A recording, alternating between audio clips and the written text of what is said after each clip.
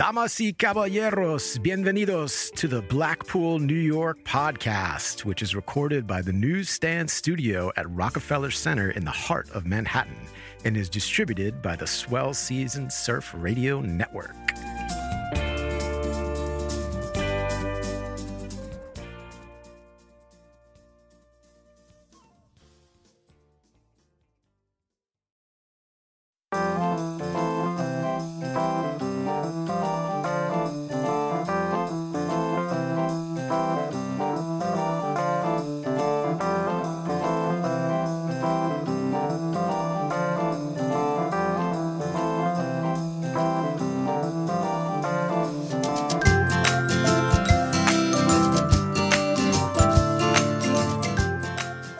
Okay. Number fourth episode. Here we are. My friend Andrea Ludlow is with us today. Here's a little bit about Andrea. She started a school. She runs a cookie business. She's a dog whisperer. She's excellent with children, has the most infectious laugh of anyone I've ever met, and has survived a bunch of gnarly stuff that has never unseated her unwavering optimism. She truly lives under the guise of authenticity over acceptance. And that might be the theme of our show today, being true to your own nature, regardless of what anyone else thinks, especially yourself. Authenticity over acceptance and unconditional self-love. Big shout out to Mr. Joe Hazan on the soundboard for making this sound so good. And my producer, Tyler Brewer, who's hopefully fitting his 6'5" frame into some sucking overhead barrels on some Misto break in Long Beach or Rockaway. You pitted. So pitted.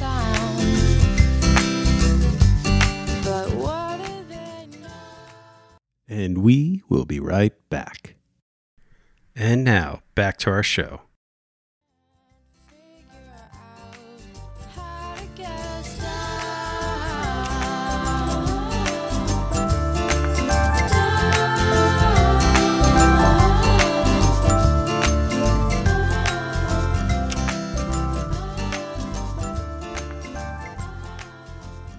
All right, so here we are on the rock, hurtling around the sun at 67,000 miles an hour, wearing the meat suits.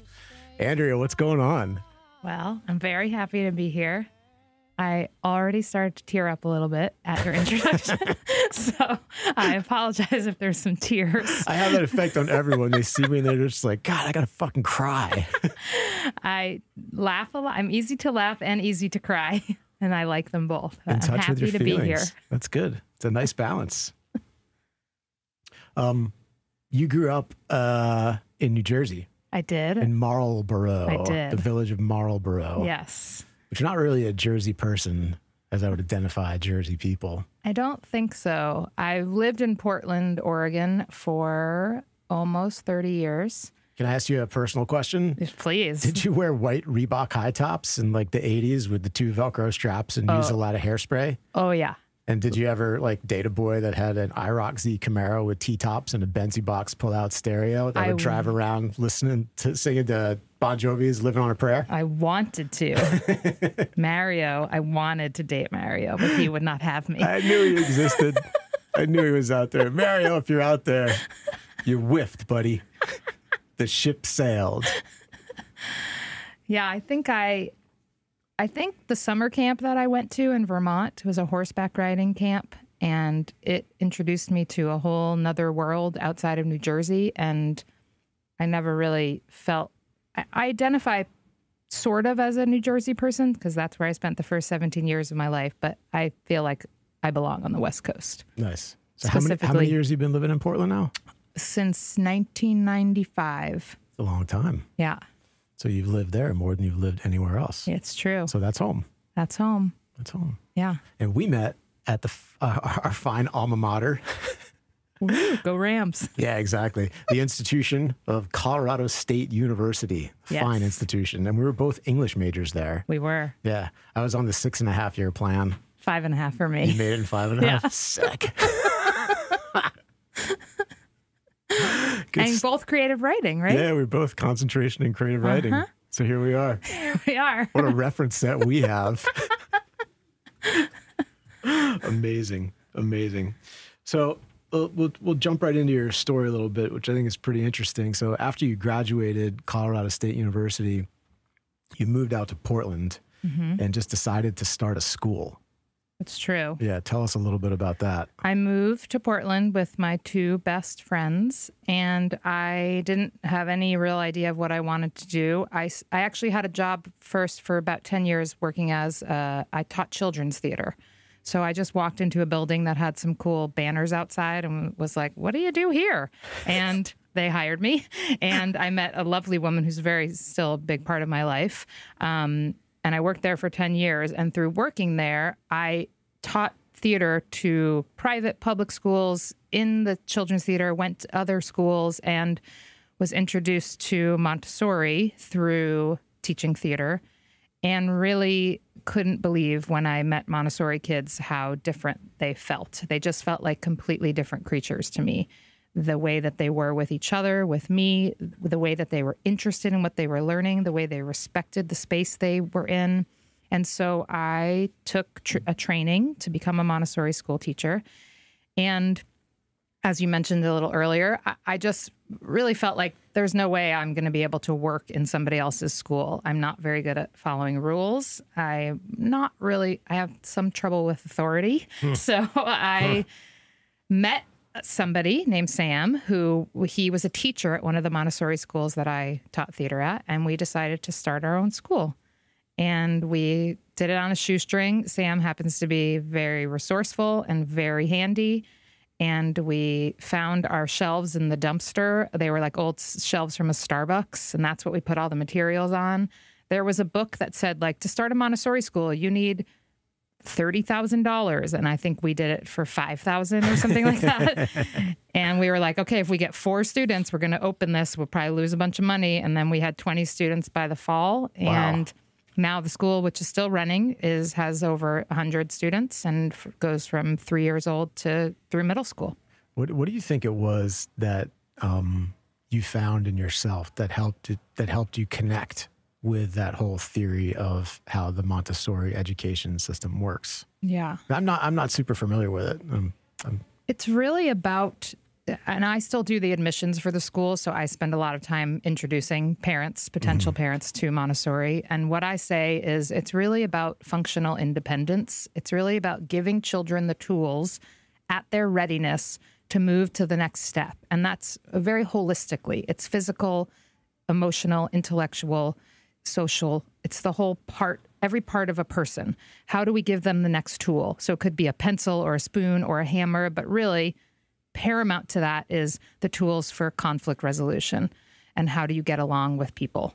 And I think what spoke to me the most is that I didn't do well in school. I was not a good student. Trouble with authority. I just didn't like the way I was being taught, so I was an asshole.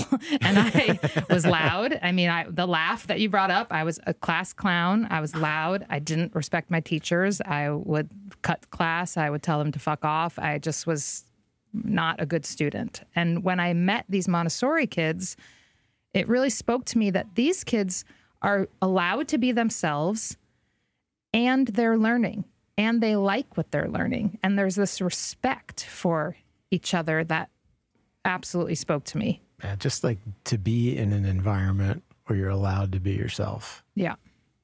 We're just like, the way the world is run is not really set up for that. Nope. It's really not. Nope. And I find that as I'm learning a lot about myself and seeing how I react to certain situations and seeing how other people react to certain situations, a lot of that comes from the inability, like I said before, to like really embrace authenticity of like who you are on the inside and really not care what other people think, because we're sort of designed to, worship the idol, at least I am, the idol of acceptance. Absolutely. I want people to like me, and I need to be charming, and I need to be funny, and I need to be a certain way so I can be accepted by the tribe. Yeah. By your peers. Or and some kids, for boys, it's, I got to be good at sports so everyone will like me and they'll think I'm popular, and et cetera, et cetera, et cetera. It's such a this Montessori sounds like such a foreign environment. Yeah. And it's absolutely, it's the opposite of that. We really, like, one of the things I train the staff to do, or hope that they know how to do, is don't say good job to children. If somebody comes up to you and says, do you like my painting? Instead of saying, I love your painting, you would say something like, wow, there's so much blue on this piece of paper. Or, wow, it looks like you worked really hard on that. So that they then get to decide, is this a good painting or not? It doesn't matter what anyone else thinks. And so they get to decide, good job or not good job. And you're still doing it with love. It's always said with love, but it's not telling them what to think. They get to decide. So it's doing that over and over and over again with everything. It's also not creating a paradigm of good or bad for them. Absolutely. There is no good or bad. It is. Yep. How does that painting make you feel? Yep. That's really cool. Yeah. So you started this school, and how many years did you run it? 18-ish. 18 years. Okay. That's a long time. Are there any do you have any special kids that really stick out to you who come to mind where they had an experience that you'll just never forget there, or like an anecdote? Or there's so many. I mean, I think that I can imagine, but is there one in particular where someone was like, hey, I know you were an educator for 18 years, not who was your favorite, but who was one that was really worth remarking on? I think I don't want to use their names, but I'll tell you no names. The ones that I remember. There's one in particular person who I got to know and watch go through the whole entire system. So I met him when he was under 3, and he stayed until he graduated. Well, until COVID happened. So Gotcha. And he struggled. It wasn't easy for him. I think that he struggled with. He's very, very smart, but he struggled with some of the social stuff. He struggled with,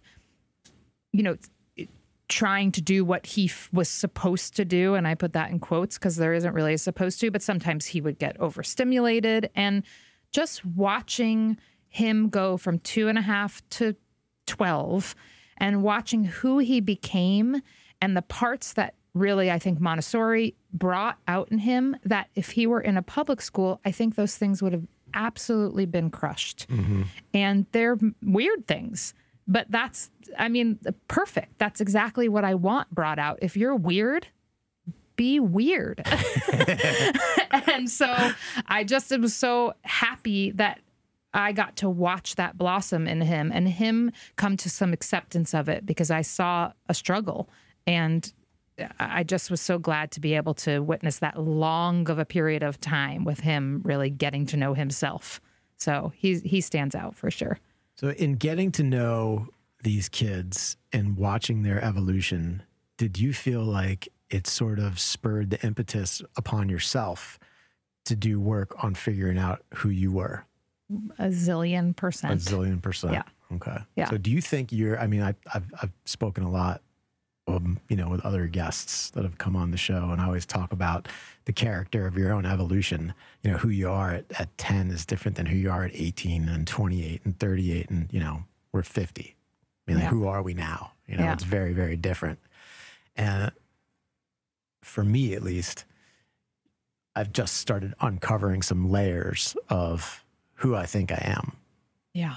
For reals, not who I was like taught to believe or, grew up in an environment that I thought I needed to be. And, it can be challenging at times because some people are used to the old version of you. Yeah. And then you're not around anymore. And they're like, where the fuck did that guy go? Yeah. He was around for a while and now he's not, but that's totally okay. Yeah. And people can go with you down that path or not. And they can meet you in this new place where you are or not. And I definitely have, in taking the Montessori training before I even started the school, it felt like a reparenting. I grew up in a world like many, especially Western world, where good job and you're people pleaser and all, and that just never really worked for me. Like I was a rebel. I didn't really want to please people. Mm. So then I became like a wild animal, And so to realize that doesn't have to be what it's about was a game changer. And so then I got to watch these children, especially the ones that I saw myself in, like little wild, especially little girls who are kind of wild and scrappy. I was like, yeah, you're awesome. Just like I wanted these to witness that and to harness it and to let them know it was okay. And that felt like... You were kind of feral when I met you. Yeah. Yeah. I'm proud of that now, but it's taken me a while. Yeah. It's part of your story that you're not attached to. Yeah, totally. Which is good. That takes a while to work on, right? You know, the attachment to the story of who you think you are versus who you really are. Still unfolding. Oh my God. It unfolds every day. Yeah. It unfolds every day. The analogy that I've been using for myself a lot lately, and it makes total sense, is that you're sort of going through life for most of your life until you stop noticing yourself. Like, this is like full on Alan Watts here. I've been like reading a lot of Alan Watts lately, and he basically has this thing where he says, like, you popped out of the womb and you were just so in awe and so in rapture and wonder of everything going on in the world. And you were so excited to be part of something that you came here for. And then somewhere along the way, you noticed yourself and you forgot what you came here for. Yeah. And then you start going down this rabbit hole of the ego. Yep.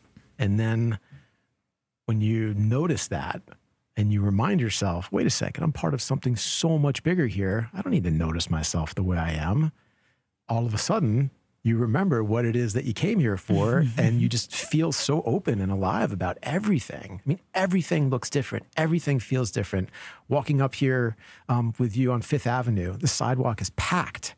And instead of the mindset of, oh my God, I can't put one foot in front of the other, it's how many humans are here? And some of these people are beautiful, and what are they wearing? And this is crazy. And it just feels so good to be part of it.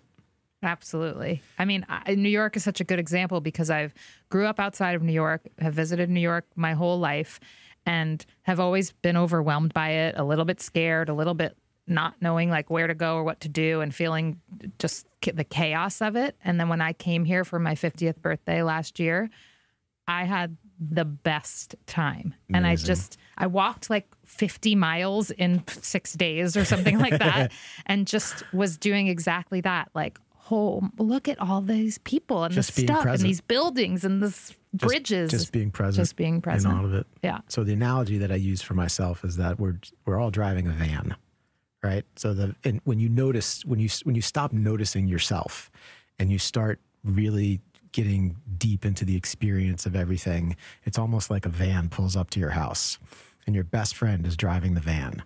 And you're like, whoa, this is a really cool van. It's got like a naked Viking chick spray painted on the side of it. Yeah. It's amazing. It's like something out of like a David Cassidy movie from the 70s. And he says, or she says, get in, let's go. You don't think twice about it. You just jump in the van. Yeah. And then when you get in the van, you look over at your friend and it's not your friend anymore. It's you. Yeah. So it's like the heart version of you. Totally. And the ego version of you are on this path together now. Yeah. And you know, the van's got two doors. Sometimes a homeless guy jumps in and you pull the van over for a little while and he jumps out when he knows that it's like, my friend, Brendan told me it's like, a mouse comes into your house and if you have nothing there for it to eat, it leaves. Yeah. And that's like these distractions that pop up in life. Yeah.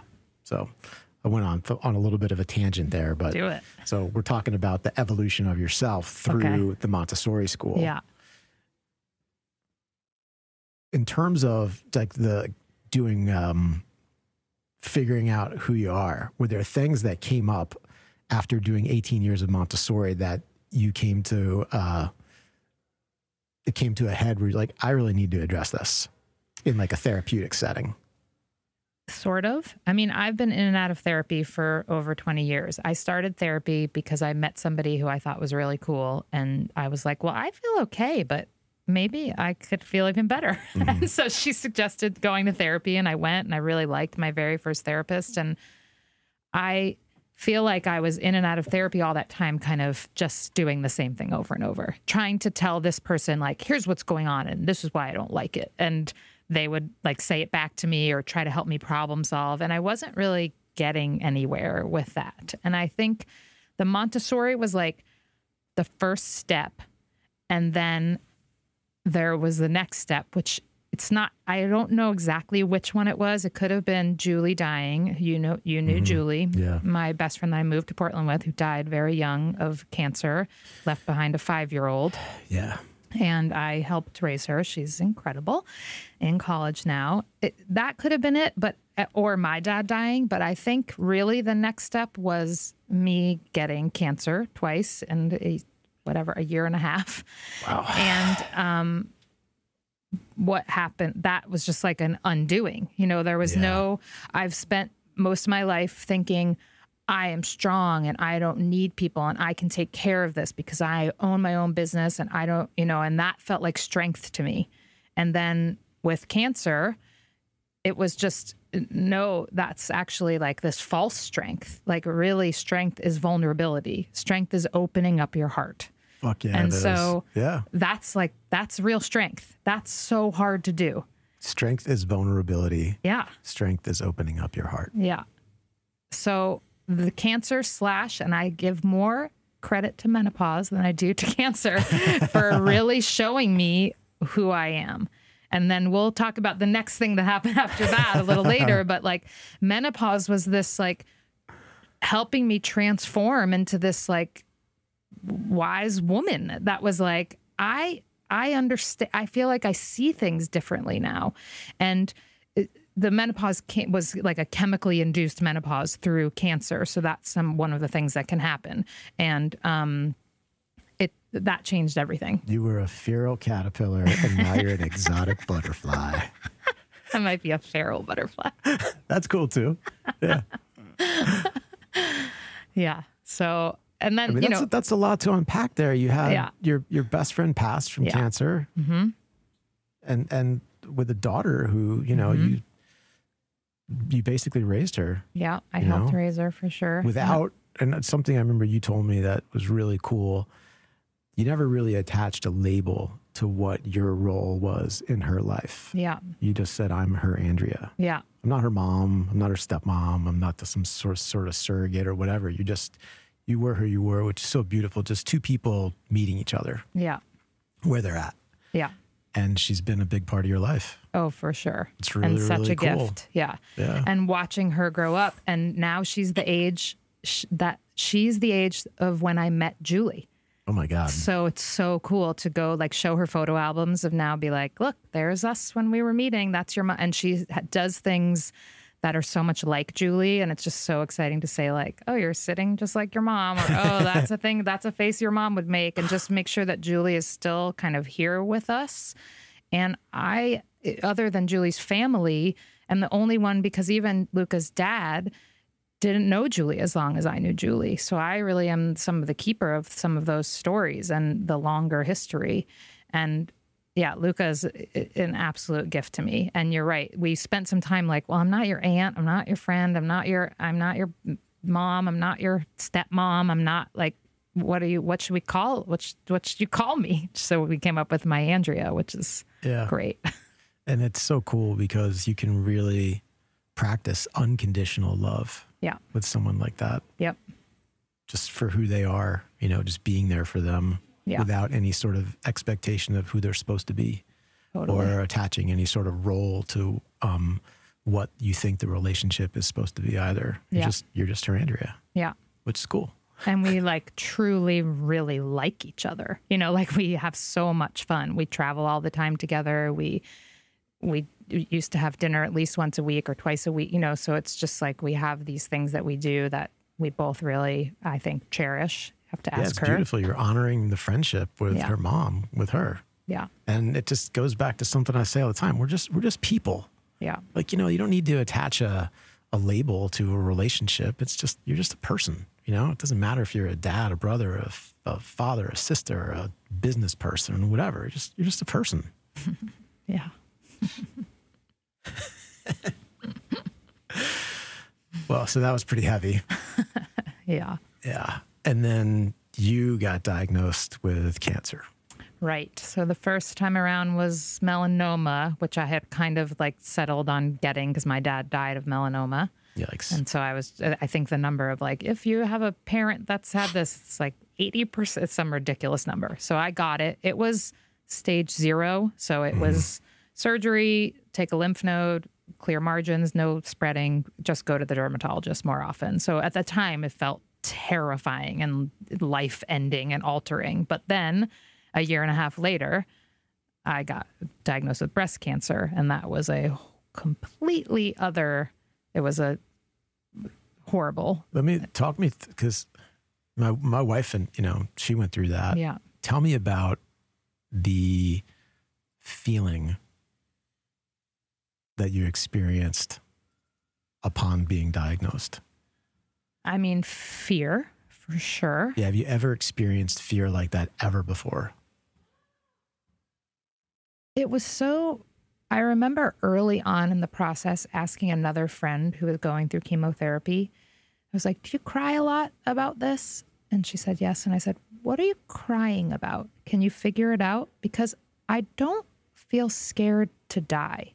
I really didn't, and I don't. And I totally realized that if somebody tomorrow says you're going to die, I might feel really scared. But at the time, I didn't feel scared to die. I felt like I've had a really good life, and if I die, then I'll be dead. Like, it's okay. And so I couldn't quite figure out what I was crying about or what I was scared of. She had said she was scared of being in pain.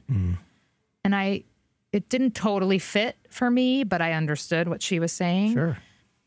I think a big part of it for me was control. It was, I cannot control this situation.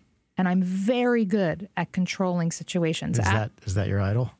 It's control. You worship at the I don't the anymore. altar of control. I did for a very long time. That's why I was so good at my job at the school, because I'm such a good manager. I'm very organized. I get stuff done. I used to, and still am a little bit, but try to be less. Have you heard being a human doing instead of a human being? That's a Tara Brach. So I'm very good at being a human doing, and just You're a doer, Ludlow. Just keep you get doing stuff done.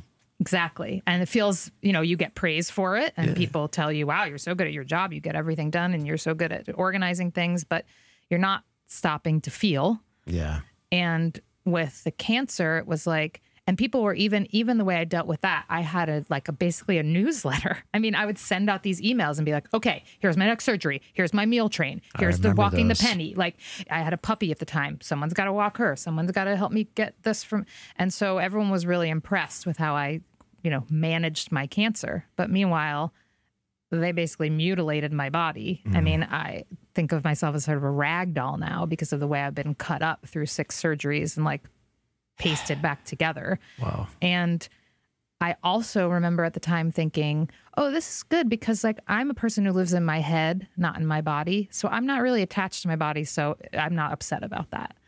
And that is complete disassociation. I mean, that's not true. No. It just felt true at the time because that's how I could deal with it. Or I made it true. I don't even know, but that's what I told myself. And so, of course, there's a lot there to unpack, of course, but so the feelings that I felt were fear for losing control and fear for, I have a lot of issues with Western medicine. I'm a hippie at heart, and I didn't like a lot of how that was being dealt with and how people were talking to me. And so back to your question, fear. Fear is an amazing teacher, isn't it? I mean, I think there's just 2, right? There's fear and there's love. It's different. Yeah, exactly. I mean, if you look at the spectrum, I'm making a giant orb type shape with my hands now. There's fear on one end of it, and there's love on the other end, and just it rotates. Something that I talk about with my friends in my men's support group. Awesome. I love saying that. It's you get into this rotation of I'm blessed, I'm fucked, I'm blessed, I'm fucked, I'm blessed, I'm fucked. And that's just, you're on the wheel, just fucking spinning and spinning and spinning. And I'm blessed, I'm fucked, I'm blessed, I'm fucked. My life is awesome. My life sucks. My life sucks. It just keeps going. And it dawned on me the other day, it starts spinning so fast and you just lose control of it. You let go of it. It's like a propeller on a plane that starts spinning so fast that all of a sudden it just creates lift and starts flying in the air. And you can't even see that you're blessed or fucked anymore. You just are. You're just flying above all of it, and it doesn't matter. Yeah. It's like it evaporates. Yeah. So being in those extremely uncomfortable situations creates moments for yourself that if you allow the lesson to come to fruition, it is the best lesson you can learn. Yeah. Massive amounts of, discomfort. Yep. Fear. Yeah. Or love. Yeah. I think I felt it all. I rebelled against I still don't really like if people say like, you're a hero or you're so brave. I was like, well, I was sick and now I'm better. And I don't think I'm a hero or brave because I got sick. But I did. And I resisted against like, it'll change your life. But it's did. Interesting. Like you're not, if the fear of existence was not what was the focus for you, it was the fear of losing control. Yeah. Yeah. Well, no, that means like it's like super healthy on one aspect because you don't have the same relationship with the story that gets attached to dying that most of us do, where our existence ceases. But you have an attachment to this story at a time where that if you couldn't control something, your world would just unravel. Yeah. Yep. And guess what? It didn't. You're still here. It's still here. The world didn't unravel. I mean, it's sort of unraveling, but I'm still here. Yeah. And how many years ago was that? That was coming up on 7 years, I think. It's amazing. Yeah. So the more, the further out you get, Yep. The likelihood of the odds of it not returning are there. Yep. Which is amazing. Yeah. Which is amazing. Yeah. So what led you into, it's time to pull out the Pee Wee Herman story. I can't wait to share the Pee Wee Herman story. Just let it rip. Okay. Well, first you should know that I love Pee Wee Herman. He is a real idol of mine. I love his childlike wonder and his weirdness. And Pee Wee's Big Adventure is probably in the top 3 of my all-time favorite movies. Amazing. Yeah. So, okay. My BFF and I decided to read the book, How to Change Your Mind by Michael Pollan.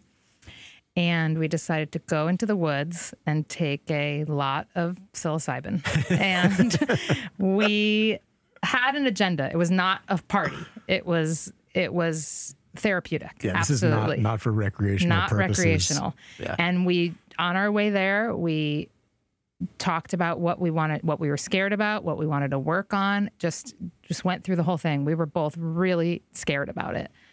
And we took it. And that is definitely the highest I've ever been in my life. And speaking of feral, that is, I went completely feral. And in the relationship with my best friend at the time, I feel like I was the one, again, in kind of control, and she was the sort of more free spirit. Mm-hmm. And in this situation, the roles were absolutely reversed. And I was... sorry to anyone who's listening that doesn't know the story and it's too much, but I was naked. We were in a tent. I was naked and could not get any clothes on. Like I was just sort of thrashing about and had to go. I was like, I'm going to pee in the tent. And she was like, please don't. And I was like, I can't stand up. I cannot put any clothes on. Like those things are not happening. And then I thought I had peed in the tent. I just was so out of my mind. And I didn't pee in the tent, but what happened through this event, we had an incredible experience.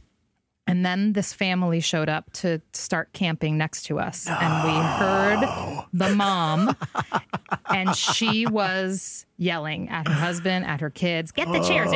She's had this real tone, and it just went dark. And we both remembered reading in the Michael Pollan book, this is the monster. You must face the monster. When you do it recreationally, you're like, oh no, a scary thing's happening. I'll run away. But when you're doing it therapeutically, you have to ask the monster, what do you want? What do you want to tell me? So we sat with listening to this woman We held hands. She helped me put some headphones on. I listened to some Bob Dylan and some Joni Mitchell. Nice. We were either there for 30 seconds or 40 years, don't know. And then eventually I was able to put some clothes on and went back in the water. And then we held hands and cried. And then I don't remember which one of us said it, but it was just, she's doing the best she can. That mom, she just wants to have a good time with her family. She's doing the best she can. And that was really the theme of that event. Like, everyone is doing the best they can. And so that was the first experience. It was big. It was huge. Listeners of this podcast, the handful of you that are out there have actually heard that phrase before. Yeah. Just give people slack because they are doing the best they can. Yeah. It's so true. Yeah. So fast forward to learning about somebody who's sort of in the larger part of my community who does some work with people, medicinal journeys with people using MDMA and psilocybin, sometimes a combination. And I wanted to work with her. And so because I was terrified and never done it before, except for this one experience that was sort of on the, on our own, we decided to just do MDMA. And she gives you instructions beforehand. Set up an altar. Think about what you want to call in. Think about what you're noticing the few days leading up to it, the people that you're noticing or the things in nature. And I did all of that. And she came over and I took the MDMA. And for the first however long, I was thinking, I'm not really very high, and I'm just going to pretend I'm high for the next 8 hours. Which is back to like the beginning of like people pleaser. Like, I'm embarrassed to tell her I'm not high enough. So I'll just pretend for 8 hours. That was my plan. And then things changed and I absolutely was high enough. And I call that the Mike Tyson syndrome. Everyone has a plan until they get punched in the nose. Yeah, exactly. And it was a full on Alice in Wonderland down the rabbit hole, like visual of me just going down a tube and landing. And I landed in for what I might call like the first trauma that I could remember. Wow. And I later asked the guide, what did you ask me that I started talking about this? And she said, I just asked, how are you doing? And so she asked me that. And what I said was, I'm in front of my house. I'm 3 years old. And I just started telling this story, which was a reoccurring nightmare that I had that I thought was true. I still, I guess I should ask someone in my family. I don't know how much, if any of it was true, but in the nightmare, I'm there. I'm 3 years old. I'm with my sister and her best friend. We're on the sidewalk in front of my house. We're wearing party dresses. We're having a great time. And this truck is coming up the street and it's coming very fast. We live in a very residential suburban neighborhood. And as it's getting closer, the truck is on the sidewalk and it's coming for us. And then we are like kidnapped by this sort of boogeyman type creature who's gonna like kill us or that's kidnap terrifying. us. So yeah, so that's the story as I remember it, right? So then I'm in this MDMA place and I'm telling the guide this story and I'm living it. I'm absolutely living it as I'm telling her. And I say, wait a second. I don't think he's scary. I think he's sad. I think he's crying. And I'm not scared of him. And he's getting closer. And wait, he's pulling over and he's getting out of the truck. And wait a second. It's Pee Wee Herman. And I turned my boogeyman into Pee Wee Herman. And I did not know that that was a thing that you do in these journeys. And I did that. Wow. Bravo. Thanks. Bravo. Talk about like turning your trauma around. I mean, Seriously. Wow. Love you, Pee Wee. Yeah. Yeah. I hope that like what Paul Rudd no, not Paul Rubens. Paul Rubens. I really hope that Paul Rubens can hear that at some point in his lifetime. They're pretty amazing. Wow. So after that, I mean, how'd you feel? So after that, I felt amazing. Then there was, 7 more hours of going through stuff, talking about cancer, talking about Julie and my dad and my own stuff and going through a lot of things. And then integration with the guide in the days following. And I felt really good about it. And then I wanted to go back in. I wanted to do the next level, which is adding the psilocybin. Mm-hmm. And so I think it was like 5 months later I did that. And it was just when you think like, oh, well, I know what this is. Nope. It was it was just very, very intense and involved a lot of vomiting and just was really intense in a great way, but also in a way that's exhausting. But that feeling that you were talking about, that egoless feeling, letting go of ego, that was part of all three of these experiences. And that kind of disassociation that I feel like I've experienced disassociation in the negative way, where I leave my body and I can't find my edges and it's scary. But that kind of disassociation where it feels like the ultimate freedom is what happened in those experiences. And so, yeah, I mean, I think those were life-changing experiences. Yeah, you seem different to me afterwards, just more balanced. Yeah. Because you see, I mean, you unzipped the meat suit and stepped out of it for a little while. Yeah. Kind of checked out the world and then got back in and, yeah, and now you're driving the meat suit around again with a different perspective. Yep. And sometimes all it takes is a few millimeter shift in perspective. Yep. And it's everyone is different. Yeah. These types of therapies are not great for everybody, right. especially people that have, substance abuse problems. Yep. And they work great for some people, you know. And I think having a guide, I mean, not that what I did with my friend was, I wouldn't take it back, but I think doing it with a guide is a good idea. Because Absolutely. that person can really help channel, what you're trying to explore in a way that really you get the most out of it. Yeah, and having just a place where you feel safe. Yeah, with someone who knows what they're doing. Having that as in the subtext of the experience. Yeah. Can be like a North Star for you if you need it. Yeah. That's amazing. And I want to add, even though this is a bit of a non sequitur, that the other thing with like cancer and the hallucinogenic exploration and whatever else we listed as like how I've gotten to where I am was one book that I think every person should read or listen, which is Nonviolent Communication by Marshall Rosenberg. Nonviolent Communication by Marshall Rosenberg. Yes. What's the Cliff Notes for this book? The Cliff Notes is that when you're having a conflict with someone, and even if they're saying to you, you've done something to hurt my feelings. You did this to me and I'm mad at you because of who you are or what you did. That it really, if you can sit with that and try to look at that person and think, what is their need? This isn't an attack on me. This is about them. They are suffering and struggling. What is their need? And then you don't become defensive, because you can really see this person as they're telling me they're struggling and they need something. I might not be able to give them what they need, but I can look at them in this way that says, I hear you. What can I do? And so it's this acknowledging instead of trying to help and explain. So if someone says, oh, I don't know what to do about this, this problem I'm having at work. Instead of saying, oh, well, this is what you should do. You should do this, this, and this. And I've had that problem. And so I know what you should do. You say, oh, that sounds hard. And it's just this stepping back and listening and knowing that it's not really about you. It's good. Yeah, that's van life. You're in the van. Van life. Yeah, the heart's driving the van with you.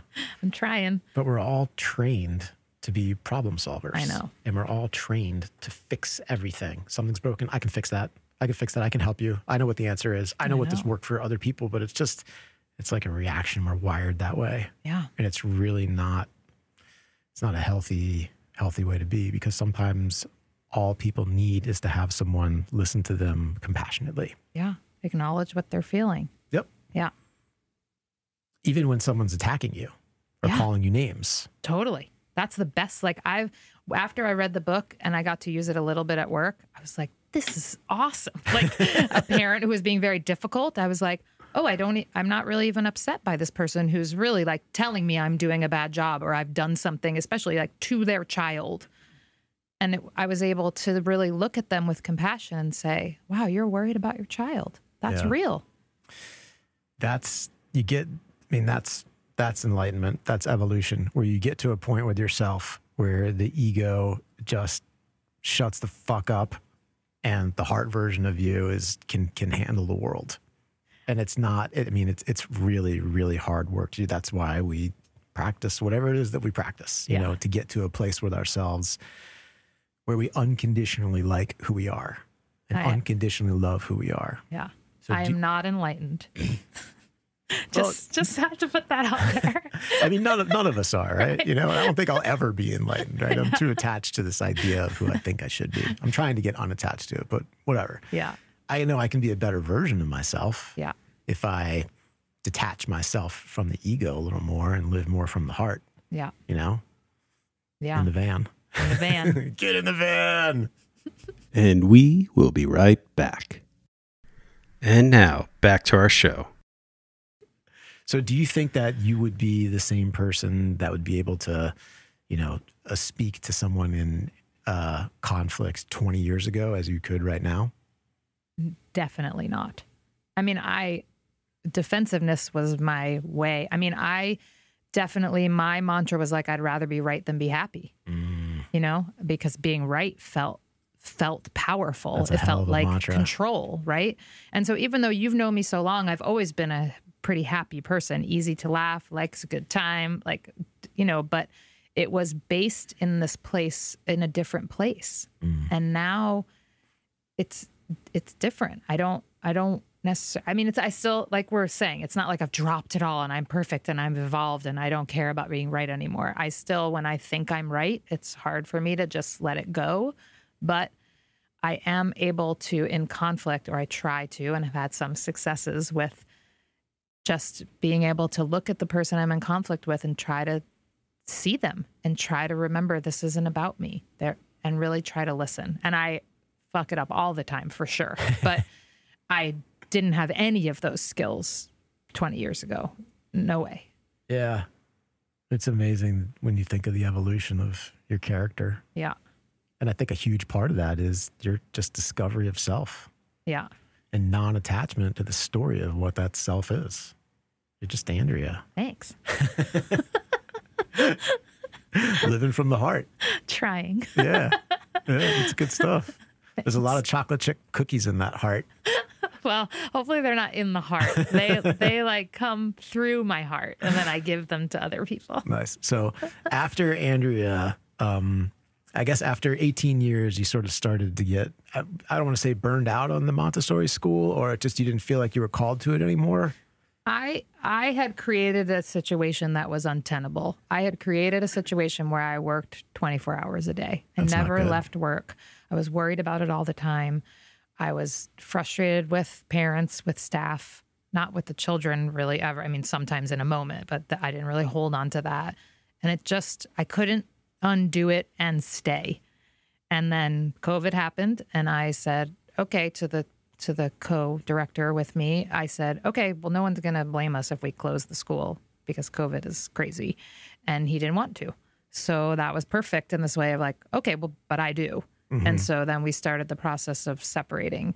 And it was very much like a divorce, and it was difficult. And I love him so much. And we built this beautiful thing together, but I just couldn't do it. And it was cancer and menopause. It was creating the situation that I could no longer be a part of, and then COVID, just all of that. So I still work for the school a little bit, but I don't go to the school. I do some admissions, like I mentioned. I do some bookkeeping and some consulting. And then during COVID, I decided one of the first things that happened is I went onto some social media and I'd said, hey, everyone knows these cookies that I make all the time that everyone's coveting. Like, I just want to make cookies for you all. Do you want dough? Do you want cookies? Just tell me what you want. I'm going to give it away. And so lots of people were excited about that. And then I realized in that moment, like, how much I could scale it up with very little effort. And then I became part of a organization called Bakers Against the Resistance. I'm not sure if that's totally right, but they were doing a bake sale for Black Lives Matter, and you could just like sort of independently sell your stuff and then donate it to a cause. And so I did that, and I raised $700 for Black Lives Matter in an afternoon. Amazing. And so I really saw, oh, this is scalable. People want these. Let me try to start a business. So I did. Just similar with the school. I'm like, why not? And here comes the plug. www. Showstopper Cookies. Oh, where did that name come from? Well, Stop the show. I'm having a chocolate chip cookie here. It's blowing my mind. My love of musical theater, I think that's part of it. I really am a fan of the show. First musical you saw on Broadway? Annie. Awesome. Wanted very badly to be Annie. Blew your mind, right? Blew my mind. Wow. Still want to be Annie. Hard knock life. So, absolutely. Hard knock life. Yeah. Never fully dressed without a smile. So I just like started it and and you were my main customer for the first 6 months. Shocker. And I was also, lots of support from friends and family. And then I just have learned, I'm still learned so much. It's been a little over 2 years and, it's hard and it's a bit of a grind sometimes because I go and do markets and stuff and I just sit at a table and sell cookies and it's hard, but I like the thing that I like the most about it is that it feels like I'm giving presents to people all the time. That's and I awesome. love giving presents to people. So it's like strangers or they're buying them for somebody else. Like I feel like a part of this gift giving thing that I love. They say that being of service to people, however you define that, is one of the key tenets of living a happy life. Absolutely. Maintaining healthy friendships with your friends and family and being of service. Yeah. And I don't think of the cookies as being of service, but thank you for that. But I try to be of service. Trust me, I've eaten these cookies. They're the best. They are the best. It's like a whole different thing. Joe, we're going to get you some cookies. Don't sweat. They're coming. Trust me, they're coming. I wish that I had I had a little boy just say to me the other day, he took a sample at a market and he looked me like dead in the eye and he said, "How do you make these so delicious?" So I see where you're going with it, but I do try to do other acts of service. I do a lot of that with my dog. She's a therapy dog and we go to hospitals and libraries. But I agree. And I've told other people that being of service is a really good way to. Tell us about your dog. Her name is Penny. Penny. She's great. Uh-huh. She's also very bad. I love her very much. And when I got her as a puppy, I could tell right away that being with children was what she wanted to do. It felt. Where did you get her? She was a rescue. She was in Texas. She was abandoned in Texas at a shelter. She went on some scary truck ride to come up to Portland. I got her from, petfinder.com or something like that. She was a puppy and I would take her to the dog park and I remember this one very specific example where we're at the dog park. This little boy across the street from the dog park runs out of his house and is having kind of a fit. And I think he seems like he's on the spectrum. He's really having a hard time. Mm-hmm. And Penny ran across the street and just leaned on him. She just stopped right there and leaned on him. Yeah. Wow. And I was like, what? And that would happen all the time. We'd be walking, she'd see someone in trouble or hear something, and she'd want to beeline for the thing that someone was in trouble. And your dog's an empath. She is an empath. And gives unconditional love. She really does. That's what's so cool about pets. I grew up with a dog, and you can really, pet owners out there, they know what I'm talking about. That real unconditional love. The dog does not care how bad your day was or if you had yelled at it, 5 minutes ago because it did something wrong. The dog the animal loves you. Yeah. They're really capable of teaching us how to love unconditionally. Yeah. And this is my second dog. I grew up in a house with a mom who's allergic to all animals. So Jen Pincharoli is the one who taught me how to love dogs. Jen Pinch. Woo woo. Yeah. And so second dog. And so Penny and I went through the process of becoming a trained therapy dog so that she could go to hospitals and libraries. And really where I wanted to go was this cancer hospital for kids in Portland because that felt like full circle. Wow. And then COVID just took that. I was in the final stages of getting that to happen. And I don't even know when they'll reopen that program. I hope soon.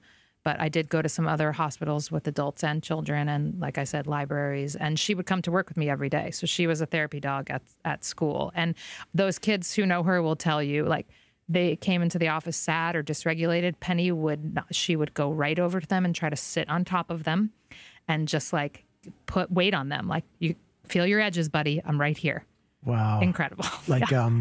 they give kids weighted blankets. Totally. So they can calm down. Yep. Wow. Yeah. It's amazing just the instincts that the animal has, but not for like survival or anything, but for the care of other humans that it has no connection with. Yeah. I think she thinks it's like her job. Like it feels like she's like, this is what I'm here to do. That's so cool. Yeah. That's so cool. I mean, listen, I believe everything living has a soul, and the reincarnation of that soul and how it manifests itself in the universe has a purpose. All the stuff that happens to us, the good stuff, the bad stuff, whether you come back as a tree or a rock or a therapy dog, it's just, it is what it is, that's your purpose for this go around in life. And maybe like, that's why you're not afraid of death, because that's just something that's always resonated with you. And I don't know. I mean, because I don't necessarily believe in reincarnation. I don't not believe, I really just think, well, then you die and then you live in people's hearts, your memories, but then you become worm food. And that's sort of the end. And I'm not saying I'm right, but that's been my belief. But to me, I think part of not having kids, even though I have Luca, like the not having kids thing was, I've seen a lot of friends go through cancer or other things where it's like they're very scared about leaving their children without somebody to raise them. Sure. But I always just felt like, well, I've had a really good time. Like I'm okay. If it's my time to go, then I won't be scared after I'm dead. I'll be dead. So people will miss me and then they'll carry on too. And then it'll just keep going. And so it just didn't feel like that terrible to me. But every time I say something like this, I really always want to say that when really faced with it, I might be like, no, give me whatever you can to extend my life. I don't know. I mean, when the doctor said to me, I can't say this won't shorten your life expectancy, I was really mad at him. That was at the beginning of the breast cancer. But I just was like, that might be what happens. wow. Yeah. Well, Right. I guess one day we'll find out. Exactly. Or not. Or not. But in the meantime, we know that, there are these practices that we can follow to help us live life just a little softer. Yeah. And more in tune with who we are. Yeah. And sometimes that means, the more you start to figure out who you are, it means there are people in your life that you can love from afar. Yep. You don't need to have everybody, up in your grill all the time to feel compassion or empathy for them. Yeah. And that's a hard thing to practice. Yeah. Really hard. Super hard. Because those people are like, where the fuck did you go? You're not around anymore. Yeah. They're very attached to this conditional relationship with you. Yeah. And you're changing, you're evolving, you're growing.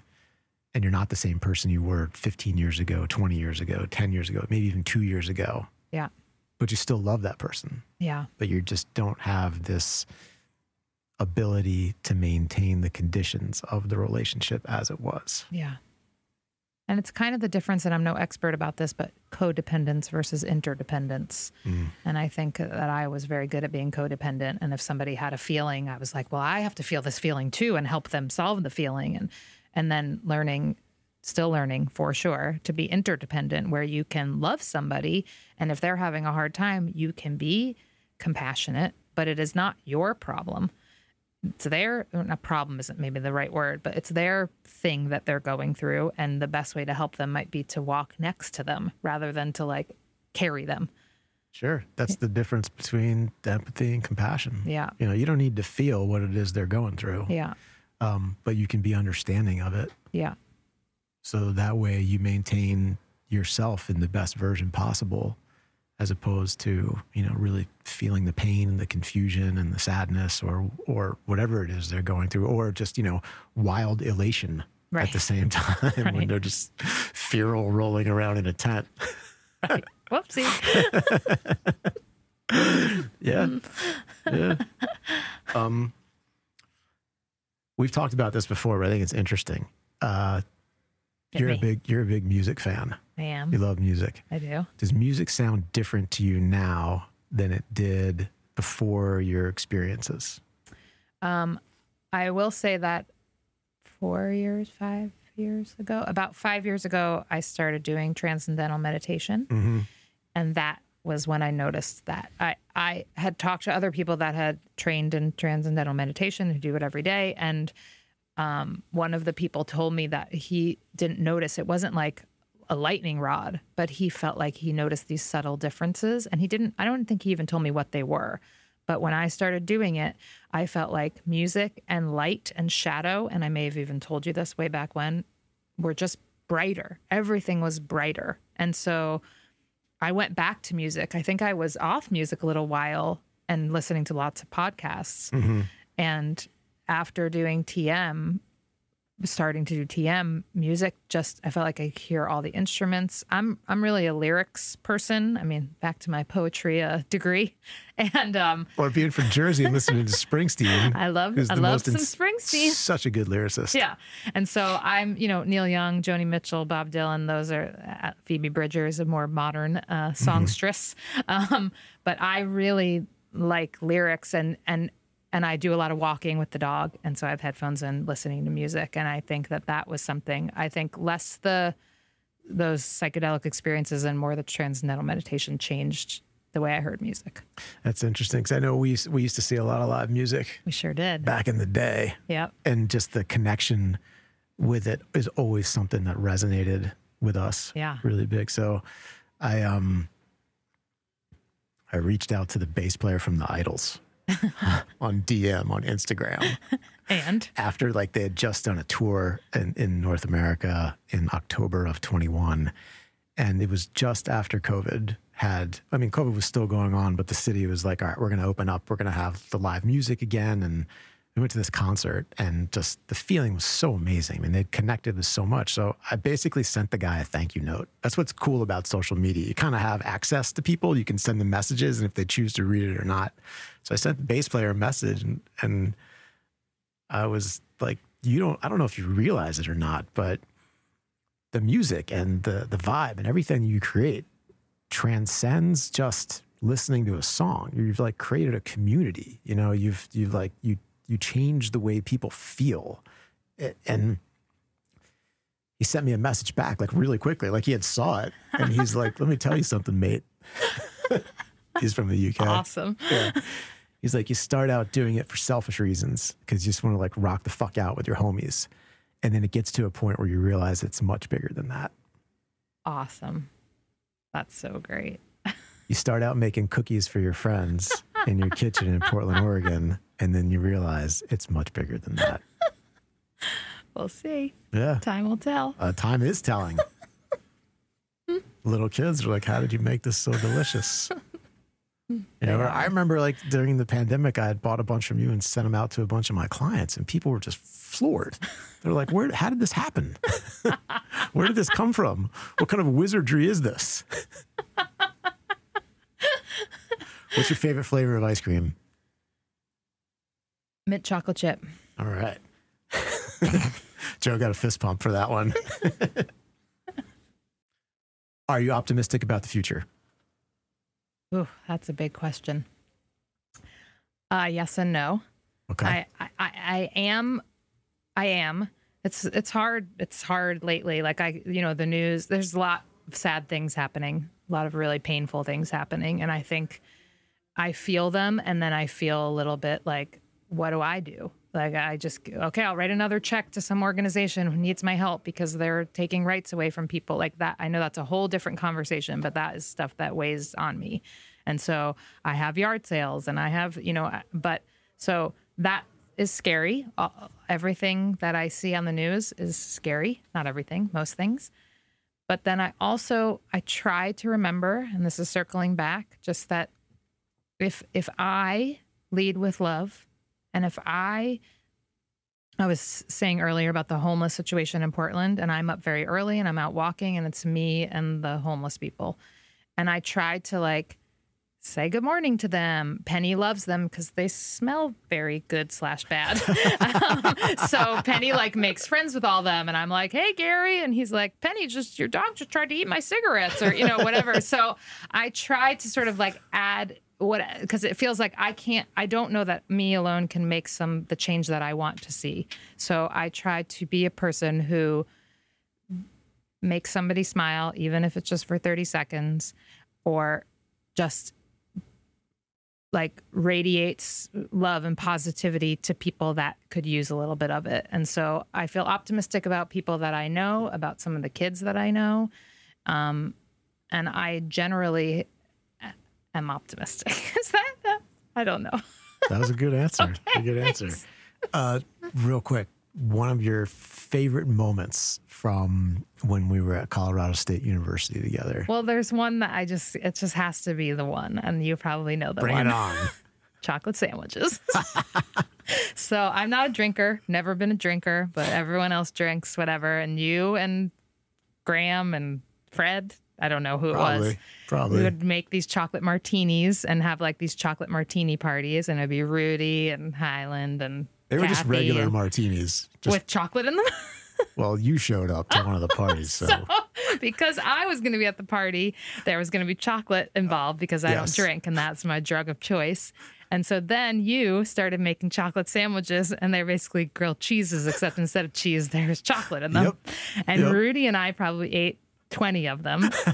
And then we went out, and Rudy was like a road run, like he was on a skateboard, a bicycle, or maybe he was on his feet. Whatever he was doing, he was going back and forth so fast, high on chocolate, and I could not stop laughing, and I'm sure you could not stop laughing, and that is the one. Chocolate sandwiches. Yep. On the 6.5-year program at Colorado State University. Go Rams. Go Rams. All right. Well, I love you. I love you too. Thank you for coming down. Thanks for having me. So that's it. Driving the meat skeleton in the van. We're in the van now on a rock, hurtling around the sun at 67,000 miles an hour. So drink good coffee or eat a chocolate sandwich, listen to good music, and be kind to the humans. Thanks. Peace. Thought you'd be forever the same. When did you become so easy to change? Can't